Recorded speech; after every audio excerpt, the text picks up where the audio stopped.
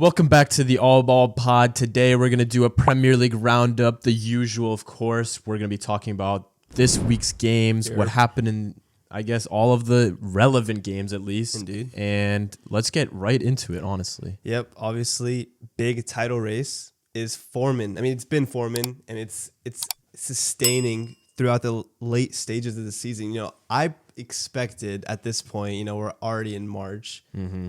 I expected there to be a gap. A drop-off. Yeah, a gap between some of the teams at least. I expected Arsenal to drop off. I predicted that Liverpool would drop off as well. I still think it might happen, within the last couple of months of the season, but it's shaping up very nicely. 1 point separates first and third. You know what I'm saying? That's crazy, especially for the Premier League. Yeah, because we've only really seen two-horse races within pretty much since Pep came into the league. Last 7-ish years, I think. Yeah, so this is something new. It's refreshing. It's good to watch. It's entertaining. Big game. Klopp versus Pep last time in the Premier League at Anfield. Maybe. You never know. I mean, nah. Well, Klopp, you never know. He's done and dusted. Finally, he's out of here. But Weird. last time, and it kind of went exactly how almost every single game between these two teams at Anfield goes down. It's always, damn near always a draw, drama. a stalemate, something like, it always happens. It's always a draw, 1-1 again. It's box office football at the end of the day. It's always tactically entertaining, always huge energy in the game too. Yeah. You know what I'm saying? Anfield atmosphere only ever really turns up when City comes to Anfield. Let's be honest. No, it's actually facts though.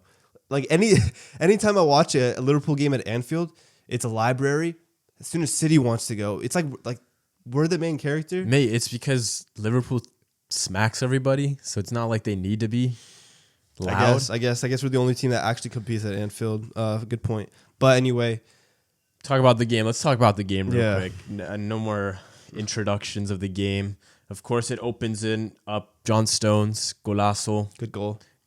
Kevin De Bruyne assist from the corner kick. Great assist. Kind of a set piece. They talked about it was a set piece that they've been working on. Yeah, it was planned. Decent. I think Kelleher could have done a bit better, if I'm honest. He gets his body in the way, but not obviously enough. It ricochets. Yeah.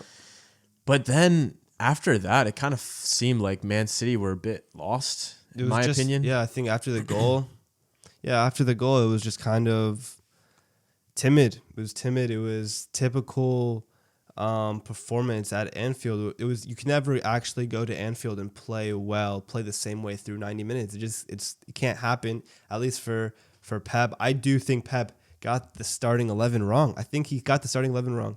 You know what I'm saying? I don't think like this forcing Alvarez into the 11 gimmick just needs to stop. Like at the end of the day, he is a striker. We signed a striker from River Plate. We see him play striker for Argentina. We see his best performance for us come at striker when Haaland isn't playing, or if they play together in a 2. Like, anytime he's not playing striker, he doesn't perform well, bro. And it's just the facts. Like, him putting him out wide on the left, yeah, I get it. No Grealish. You want the control in the game, but Alvarez is not going to give you that anyway. So why are you playing him? I mean, it's the downside of Pep, bro. One side, you got Pep Guardiola, treble winner. The other side is he likes to mix things up in a big game.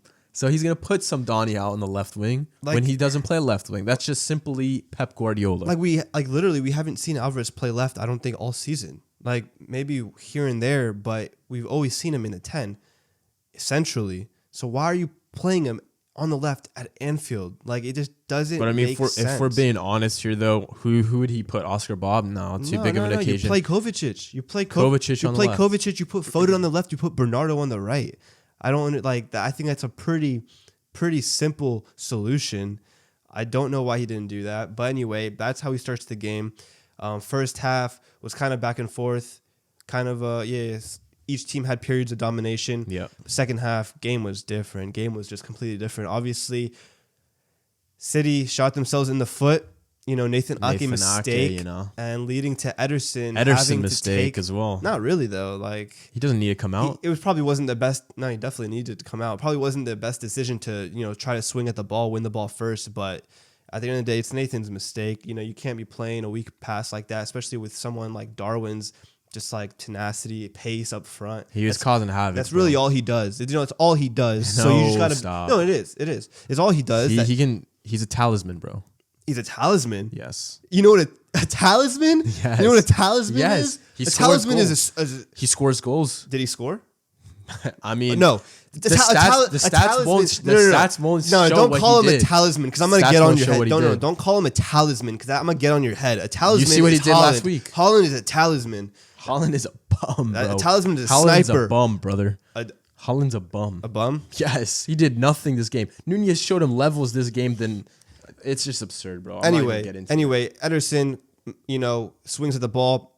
Darwin wins the pen. Ederson apparently out now for 4 weeks. For a month. Not a good thing for City, but Stefan Ortega does come in and has a good cameo. Didn't put a foot wrong. Well, Liverpool players didn't really test him, if I'm honest. They kind of... No, he made some good saves. Definitely made some good saves. I think the story of the game, let's be honest here, it was Liverpool players hot and cold, especially in front of goal. I think Luis Diaz had an absolute game and a half. Until he got in front of the goal. But in front of goal, something happened. His shooting boots are gone. Same with Mo Salah. Salah had a great cameo.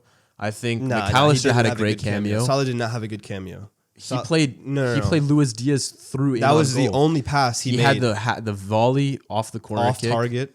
Very, very close. Off target? Very, very close. So nice. We're praising Salah for an off-target shot and one through ball. He caused a lot of havoc. Salah came McAllister on, as well. Salah came on, and for 5 minutes, he started to look like he was going to be a big threat, but he didn't do anything for the rest of the half. McAllister as well. Boss the midfield. McAllister had a great game. He was probably Liverpool's best player in my opinion. Endo, boss the midfield as well. I'm not hearing this Endo hype. I'm not hearing it. You're not hearing it. I'm not hearing it. You're not hearing I'm it. not. I'm not. Mate, he made Rodri untuck his shirt. What? Brother had to be running. So he was literally running all over the place. Rodri couldn't. Rodri had a great game. Couldn't do anything. Rodri is one of our only solid players. Virgil van Dijk as well. My word, what a player he is. I think great game. I think he should be in contention of Player of the Year if Liverpool win the league. 1,000%. I mean, he would be the only player for Liverpool that would make sense to win Player of the Year. Who else would it be? Don't say that the Donny, the fraud, who had 0-0-0. What if Liverpool win the league? No. Just in general, in terms of racing. Yeah, I think it's Foden. No, not Foden. Foden dropped quadruple Rice, Donny. Donny, man.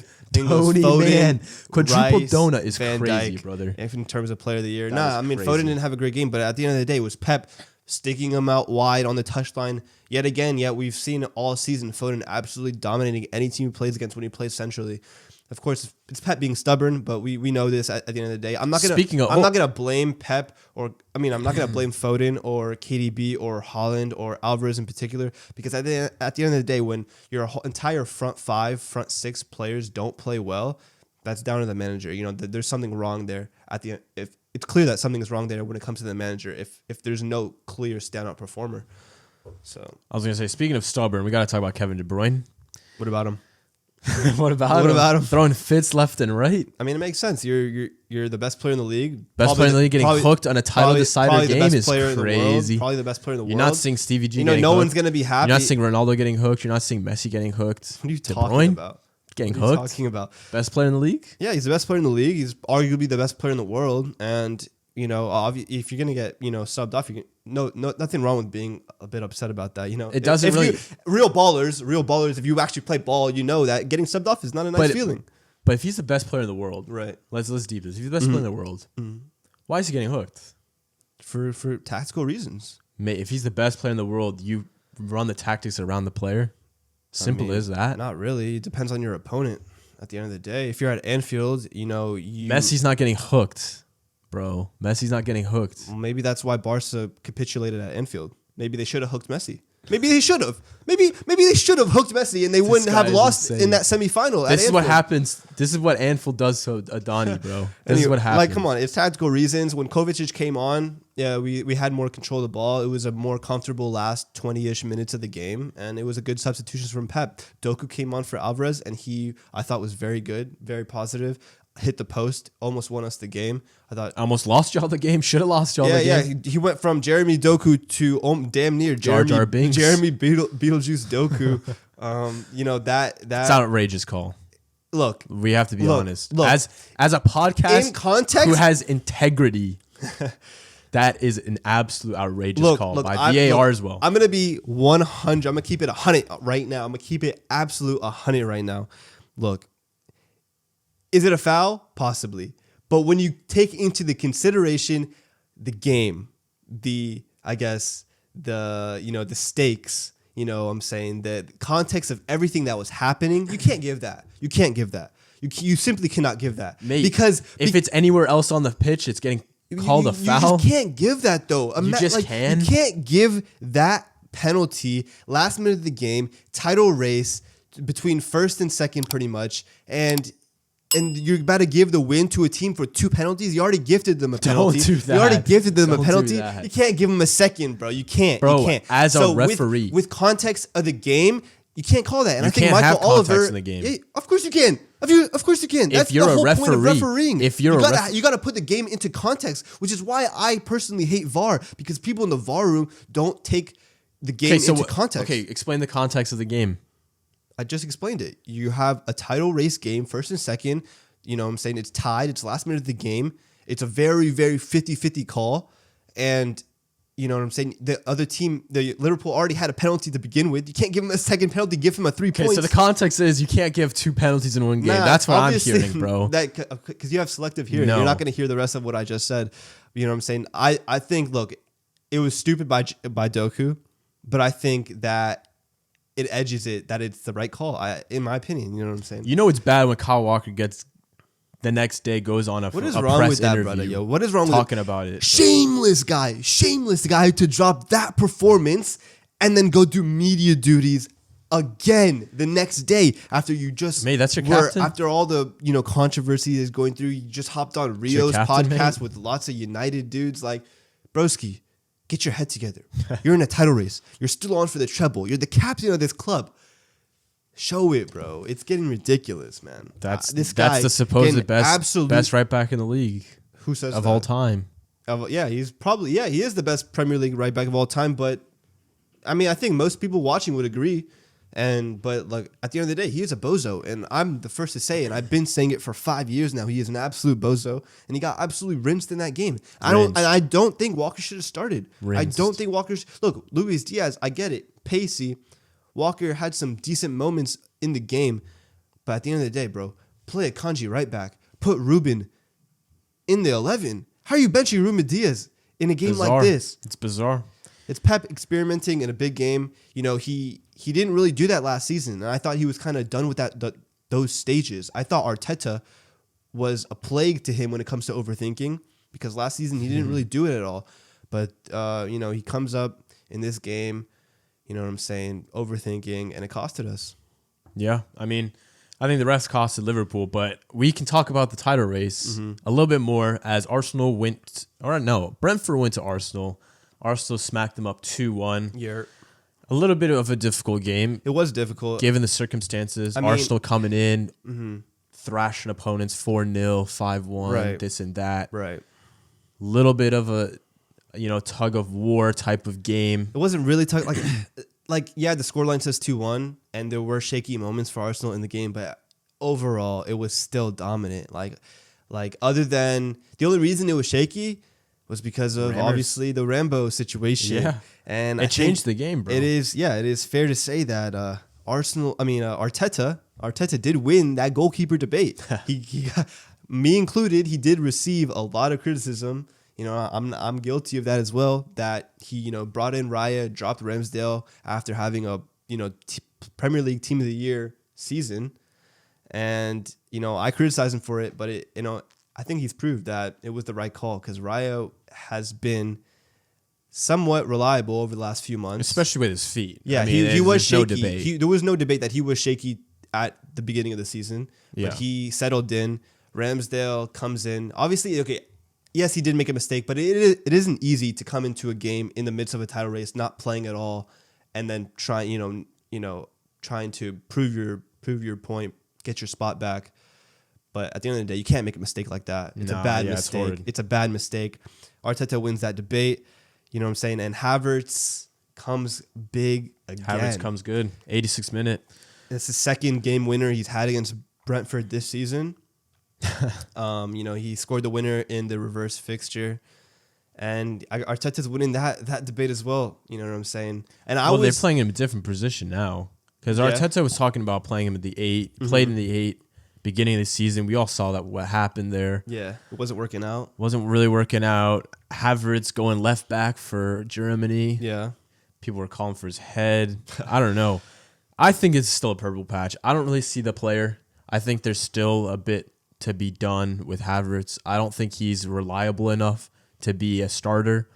Maybe a role player at best. He maybe can take that Welbeck position that towards the end of the years at Arsenal, coming as like a 75th minute sub, trying to do something when they're trailing. 65 million. That doesn't sound like what Arteta's plan with him was. No, yeah, absolutely not. So I mean, there's a reason why Chelsea sold them to their rivals. At the beginning of the season, before the season even started, when the signing happened, I thought it was a good signing. I said it made sense, and I still stick by that. I think Havertz will come good for Arsenal.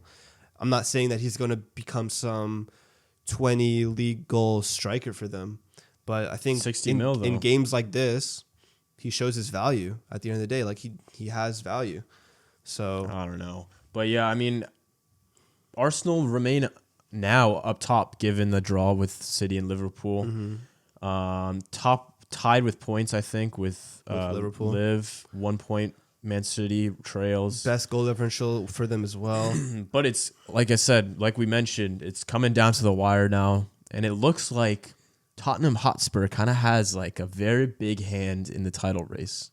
Because they play every single opponent. Arsenal, Liverpool, Man City. They still got them. Yep. And it's going to be very interesting because Tottenham Hotspur are kind of on a roll as well. Yeah, and we all know that they're going to try very hard against Arsenal. Yes. They can't let Arsenal win the league. And we all know City's record against Spurs. Yes, and we all know Liverpool often dominate Spurs. But we also know what happened between Liverpool and Spurs in the reverse fixture in the beginning of the season. All that controversy. So it is going to be interesting. Rice came big in this game as well. Player of the Year shouts for him. And for Arsenal, when it comes to injuries, again, their players back. That's another thing. Again, Timber is supposed to come back soon. I mean, I'm not sure how much of a role he's going to play. Yeah, exactly. Gabi Jesus obviously came back. Who else? Martinelli still injured. Partey came back. A lot of fans are saying Partey this and that. He's going to change the team. But if we're being realistic here, Arteta's not going to throw him into the starting 11. Yeah. They're having success. Managers aren't going to change what they think is successful, bro. Mm-hmm. And Jorginho is showing signs of success with Declan Rice. So even if Partey is physically better or technically better or covers a lot of space, Arteta's still going to choose Jorginho to start any day of the week. I think so as well. Up until Jorginho makes a mistake or something happens. But Partey, I'm not hearing this like we're back with Partey talk, bro. Yeah, it doesn't make sense, especially because of the way we saw Arteta use Partey in the beginning of the season, playing him inverted right back role. Yeah. And last season, Partey was one of the big reasons why they capitulated in the title race. In that West Ham game, he made a huge mistake. Shooting that ball? What was it? Shooting the ball? Nah, that was against Southampton. It was the West Ham game where he lost the ball. You try to, stupid flick, lost the ball. They scored off that, and that ended up, I think they drew that game. So, what I'm saying? I don't think Arteta will just throw Partey in the mix. I agree with that. But Arsenal fans do want him. They think that he's part of their best midfield. Yeah, on paper, sure. Yeah, on paper, I would agree with that. On paper, sure. But at the end of the day, like, Teta is Teta, like Teta, But yeah, like I mentioned, Spurs got a big result in their campaign this season. 4-0 against Aston Villa. Huge Their result. Rivals for top 4. At Villa Park as well. At Villa Park. McGinn losing his head. Almost destroyed Udogie. That was a mad one. I don't know what he's doing. Like, he was just heated. Konza even was like, "What are you doing, mate?" He was just heated, bro. But I mean, that's your captain, though. So you can't have those. You can't have those mistakes, especially it's a big game. Like McGinn did what Ederson did to Darwin, but in the middle of the pitch. Nah, but like Ederson was going for ball at least. McGinn just didn't. He just went for both legs. Went for Udogie's legs. Udogie got up to try to fight him, then just went straight back down. Yeah, but that was after Spurs went up 2-0. Yeah, it was already 2-0. Pape Sarr, absolute ball to James Maddison. Crazy ball. I think it was Brendan Johnson with the second goal. Brendan Johnson. Kulusevski having a really good campaign right now. Kulu had a nuts game. It looks like Spurs are getting all their players back. It looks like they're up and running again. Van de Ven did come off with a knock, though, so we'll have to see what happens with them because that would be a huge loss again for them. But they still have Dragusin. They do. They bought him for a reason, of course. Yeah. But yeah, I mean, that's a huge result. So we still have Villa ahead of them for what, by like 2 points or something? Yeah, it's looking like they're ahead by 2 points, but Spurs have a game in hand. So yeah, it would be huge. But Spurs do have a difficult fixture on, like we just explained. They got, the top 3. I was deep in it. Like if Spurs beats all 3 of them, right? Hypothetically, right? Where does that place them in the title? In the positions? Like, is it possible technically for Spurs to be in this race? No. How many points do they have? They have 53 points. 53. So even if they got those 9 points, 61, and if they get the game at hand, so that's 61 compared to. Yeah, I guess the other teams would lose those games. So I mean, yeah, technically numbers wise, they would put them in the race, but that's not going to happen. We all know this. So no point in entertaining it. No doubt, Ange, bro. No point in entertaining it. But yeah, Villa just looked a bit lost in that game. Very poor.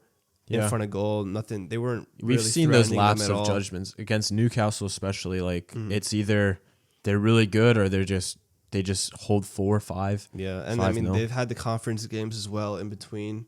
It wasn't good timing for them to play Spurs. Good win for Spurs. Yeah. What else happened around the league? Quickly talk about United beating Everton. It was a pretty I don't know. You watched it? I didn't watch it, but I've heard it was pretty, nothing much. Self-standard. Yeah, I mean, United just won off 2 penalties. No open play goals for the boys. Yeah. Chelsea beat Newcastle. Just watched the game. 3-2. Chelsea. Good second half. Good entertaining second half. Same old, though, I think, for both teams. They're looking like they're picking up a good home record right now. Chelsea? Yeah. I mean, yeah, Chelsea. Showing signs of something. Attacking-wise, I think they've been a bit better. They're showing Jackson, I think, has picked up form in 2024. Yeah. I mean, Sterling, there's a bit of convo with Sterling. Guy's washed. Oh, he's washed now. He's washed. Whoa, rewind the tapes this season. Nah, what are you talking about, This season, you were talking about, I knew this was the Raz. We all know. What are you talking about? Best player for Chelsea. I dare you to bring up a clip of me saying that. This is outrageous. I praise him when he plays well. No. I praise him when he plays well, but I think it is safe to say he is washed. He is washed. Cole Palmer, of course, goal and assist. Doing his thing. Man City probably could have needed him against Liverpool. No, I mean, he would have been on the bench. Nah. What do you mean, nah? So. How are you gonna I don't understand that logic.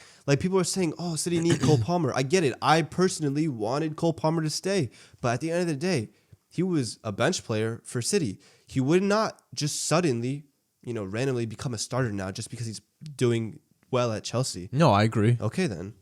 I agree, but that's just Pep's fault, isn't it? He not seeing the vision. He did see the vision. There's a reason Cole Palmer came up through the ranks. Pep doesn't take youth academy players lightly. There's only a select amount of players that Pep trusts from the academy. Clearly, he didn't trust him enough for the starting 11. And that's why Cole left. And look what he's doing for Chelsea. I just said, broski, just because he's doing well for Chelsea doesn't mean he would be doing that for City. It just isn't the case. It's a different system. But if he had the chance, he has the chance, which we've seen in FA Cup games, when he gets the chance, he looks good for City. Yeah, but did he ever get the chance to play in a big title race game at Anfield? No. So we don't know how he would have performed in these big games. He could have capitulated. He could have done nothing. He could have had a performance. But yet they bring on Doku. Doku did well. And Doku did well. Doku better than Palmer? Different players. Doku is not better than Palmer? Different players. I don't know, man. What else? We had Bournemouth at the death, I think, grasped a point.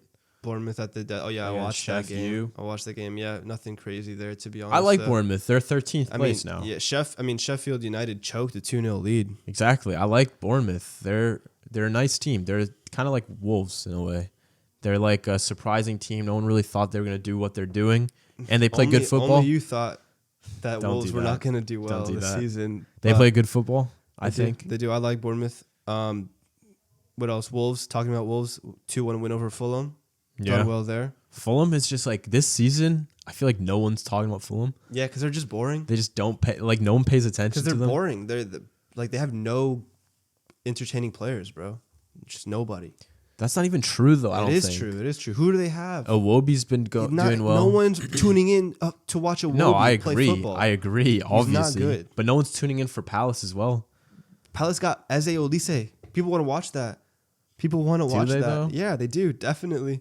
Palace gets that 1-1 draw versus Luton. Luton last minute to secure a point. Huge point. That's a massive point. Yeah. Especially because Palace are probably still one of those teams that could get relegated. Luton still have a game at hand, of course. Yeah. If they win, they'd be tied with Nottingham Forest, 24 points. What's the cutoff usually for points? It's like 36 or something. Something like that? Like I think if you usually get like 38, you're safe, something like that. Yikes! So yikes! Yeah. Brighton gets that 1-0 win over Forest. Brighton are so meaty. Brighton are meaty this season, but no one's talking about De Zerbi though. I mean, they're 8th though. That's where they belong. That's where they belong. Like, I guess. I mean, realistically, I guess. And but like the injuries that they've had, like De Zerbi is not one to blame in my opinion. What else? They got smoked by Roma though. Mate, it's Roma. Like Brighton, Hove, and Albion supposed to beat AS Roma now. Like, come on, man. Let's get real. In 2024, yeah. And this 2024, this yes. new manager bounce, De Rossi's cooking. Yeah, but it's a new manager. Broski is a team with Lukaku, Dybala, Owar supposed to lose to Lewis Dunk. Nah, come on, man. Let's be real here. Whoa. Roma's supposed to beat Brighton. Like, come on. West Ham versus Burnley. That was a cracking game. Burnley choked a 2-0 lead. Did you see Fofana's goal? Yeah. That was a screamer. He someone, I don't know if this is true. Someone was like, he's retweeting this at halftime. It was like Fofana retweeting, but I don't know if it was at halftime or not.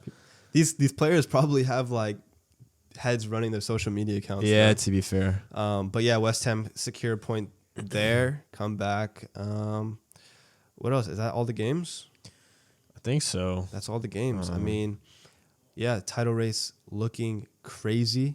For sure. Love it, though. City versus Arsenal is the next game in the Premier League. Streets definitely needed this. Yeah, title that's true. race. Especially every other league, if you really think about it, it's clear definitive winners. Yeah, like Madrid's winning, Leverkusen's winning, PSG's winning. Yeah. Inter's winning? Nah. Inter is winning? Yes, facts. For now. That's actually facts. For now. That is facts. Prem is really the only title race to... But I'm checking France right now, actually. I think PSG are clear. Yeah, they're clear by an absolute... They're clear. So, 16 points. It's a bit mad. This is why it's the best league in the world, in my opinion. And what are we saying for the game at the Etihad between the two? Arsenal versus City. I don't think Arsenal's got what it takes. They don't have for what the it takes. Etihad. They don't have what it takes. Madrid goes to the Etihad and gets slapped up 4-0. You're telling me Arsenal? You're telling me these players are scared of Arsenal? Let's get real here. Especially if they're losing to Porto. So yeah, we got Champions League this week as well. Yeah, that'll be big. Yeah. So that's it for this pod. You know what I'm saying? Hit the like button. Get in the comments. Let us know what you thought about the Premier League action. Sub up. We'll have Champions League coming up this week. So we'll be reacting to our round of 16 predictions that we made before that started. Yep. And we'll catch y'all next time. Peace.